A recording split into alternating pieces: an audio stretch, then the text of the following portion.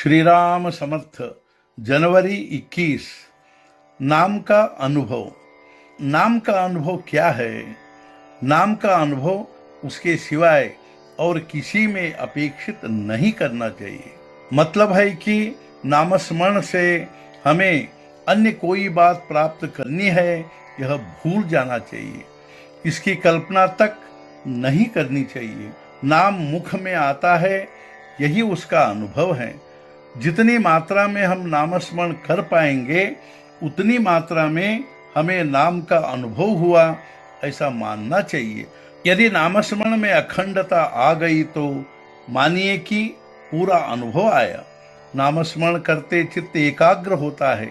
देह बुद्धि भूल कर नामस्मरण करना ही निर्गुण होना है। यह कैसे पहचानेंगे कि मैं कौन हूँ? मैं कौन हूँ यह जानने के लिए जड़ से ही अर्थात वाचा से ही नामस्मरण करने के लिए प्रारंभ करना चाहिए। नामस्मरण अनवर्त करने का प्रयत्न किया जाए। ऐसा प्रयत्न करने पर वह भीतर ही भीतर अपने आप होते रहता है। प्रारंभ में ही अपने प्रयास से मन को नाम की आदत डालने का प्रयत्न नहीं करना चाहिए, क्योंकि वैसा करना बहुत जटिल है। नामस्मरण करते करते शरीर का विस्मरण होगा, तब मैं कौन हूँ और भगवान कौन है यह अपने आप मालूम होगा। भगवान का नामस्मरण करने की आदत लग गई तो दुख की तीव्रता कम हो जाती है। दुख का भान न होने पर यदि दुख का अस्तित्व होगा भी तो क्या बिगड़ता है? काली रात में लाठी का सहारा होता है, वैसे ही गृहस्थी में आने वाले मोह, लोभ आदि आपत्तियां नामस्मरण से समझती हैं और हटाई भी जा सकती हैं।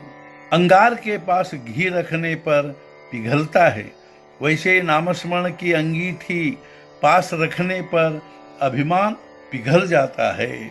यही नाम का अनुभव है। किंतु लोग नामस्मरण के बारे में कुछ जानना नहीं चाहते। यदि कोई जानना चाहता है तो उसका चिंतन मनन नहीं करता। यदि किसी को चिंतन मनन करने के पश्चात नामस्मरण की महत्ता समझ भी गई तो भी नित्य नामस्मरण करता नहीं। रुकावटें होने पर भी नामस्मरण कर सकते हैं। इसलिए नामस्मरण न करने के बहाने मत ढूंढिए। बहानेबाजी में असत्य छिपा हुआ रहता है। असत्य से आलस पैदा होता है।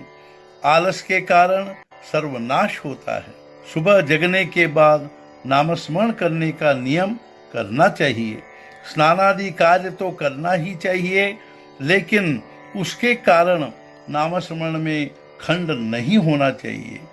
भगवान का नामस्मरण प्रमुख है। अखंड नामस्मरण के लिए पवित्र अपवित्र की भावना का बंधन नहीं होता। अखंड नामस्मरण ही पवित्रता है।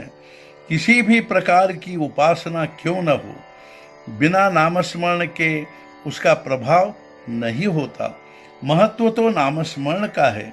भिन्न भिन्न देशों का अन्न अलग अलग प्रकार का हो सकता है, लेकिन उसे पचाने के लिए आवश्यक पानी यहाँ वहाँ सब जगह एक जैसा ही होता है। पानी के बिना अन्न पचन नहीं होता। उसी तरह उपासना रूपी अन्न को पचाने के लिए नामस्मरण रूपी पानी की आवश्यकता होती है। अतः नामस्मरण को महत्व देकर उसे निरंतर लेते रहने का प्रयास करना चाहिए। उसका अभ्यास बढ़ाना चाहिए। किसी भी प्रकार की आपत्ति आने पर भी नामस्मरण करना छोड़ना नहीं चाहिए। उसी से भगवान का सहारा मिलेगा। आज का मुख्य विचार, नामस्मरण करने में हम स्वयं ही बाधा होते हैं। उस बाधा को हटाने पर नामस्मरण का अनुभव होगा ही। सद्गुरुनाथ महाराज की जय। जय जय रघुवीर समर्थ।